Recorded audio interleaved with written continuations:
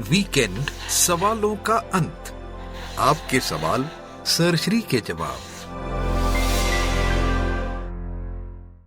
जब हम किसी घटना के बारे में सोचते हैं कि इस घटना में परेशानी आ सकती है, पर वह घटना अभी हुई नहीं और भविष्य में पता नहीं कब होगी, लेकिन उस घटना पर विचार करना होता है, क्या ये सही है? जब हम किसी घटना के बारे में सोचते हैं कि इस घटना में परेशानी आ सकती है, पर वह घटना अभी हुई नहीं और भविष्य में पता नहीं कब होगी, लेकिन उस घटना पर विचार करना होता है, तो क्या ये सही है? हाँ, बिल्कुल सही है, अगर आपके पास बहुत टाइम है।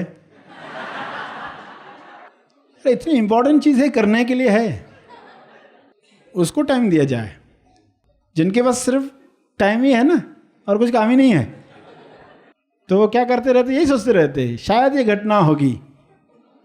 2 महीने हो गए अभी तक नहीं हुई है, मगर शायद होगी। तो मैं सोचूं कि नहीं सोचूं? तो सोचो, तो सोचने के बाद सोचो कि अपने आप को क्या मानकर सोचा।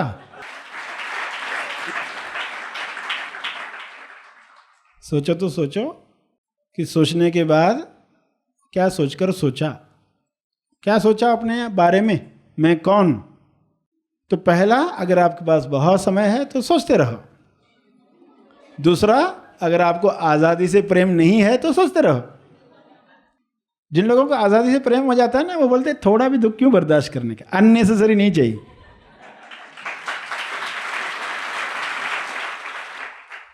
अननेसेसरी, मच्छर ने काटा, जितनी तकलीफ होनी चाहिए उतनी ही हो, उतनी ही हो। अगर वो विचारों से बढ़ा रहा है, 2 महीने हो गए उस मच्छर ने काटा था, चिकनगुनिया अभी तक नहीं हुआ, शायद हो सकता है, तो अभी टाइम ही टाइम है, तो फिर सोचते रहो ये। और आज़ाद रहना नहीं चाहते, आज़ाद जहाँ कोई विचार परेशान करता ही नहीं है, कोई विचार परेशान करता ही नहीं। और विचार आया भी तो कहते हो ये देखो नक्शा, सत्य का नक्शा, इसके पीछे ही सत्य है।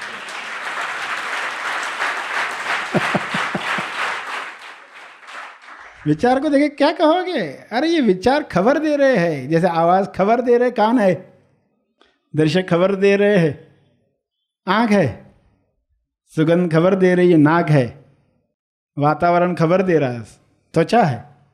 तो विचार खबर दे रहे हैं कि मैं हूं। गहरी में सब विचार खत्म हो जाते तो आपको अपना पता भी नहीं चलता। अच्छा है, सुबह विचार आते, सुबह विचार आते तो खबर देते तुम हो और जानवर नहीं हो, इंसान हो, ईश्वर की उच्चतम अभिव्यक्ति हो। ये सब कुछ बातें थी। और ये मत सोचना कि ये सवाल कैसा पूछा इसने, ऐसा नहीं पूछना चाहिए। हमेशा जवाब पर ध्यान देना। अर्जुन का सवाल कैसा भी हो, मगर जवाब से गीता बनती है, जो सभी को मार्गदर्शन देती है। यहाँ आने के बाद सच में जो पहली बार वो बाहर आकर दोनों हाथ खोलकर जब आसमान को देखा, तो वो जो खुशी थी, जैसे आसमान सब कुछ दे रहा है मुझे, वो बहुत बड़ी खुशी। उसके बाद मैं कौन हूँ, ये चीज़ जब हुई, तब मैं यहाँ नहीं थी, तब मैं कहीं और ही बाहर पूरे निसर्ग में और पूरा ब्रह्मांड, और ऐसा लगा जैसे मैं कुछ भी नहीं हूँ और मैं सब कुछ हूँ। आज जो मिला है, मैं इस खोज में ही आई थी कि अंतिम सत्य क्या है। उस खोज में आई थी, मैं निर्वाण प्राप्त करना चाहती थी।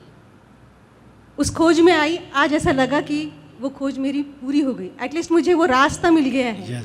आज नहीं तो कल वो निर्वाण पद जरूर मिलेगा। वो अवस्था जो बुद्ध की अवस्था है, वो मुझे ज़रूर प्राप्त होगी। बहुत अच्छा। उसके लिए मुझे कुछ कर्म भी करने पड़ेंगे, कृति भी करनी पड़ेगी।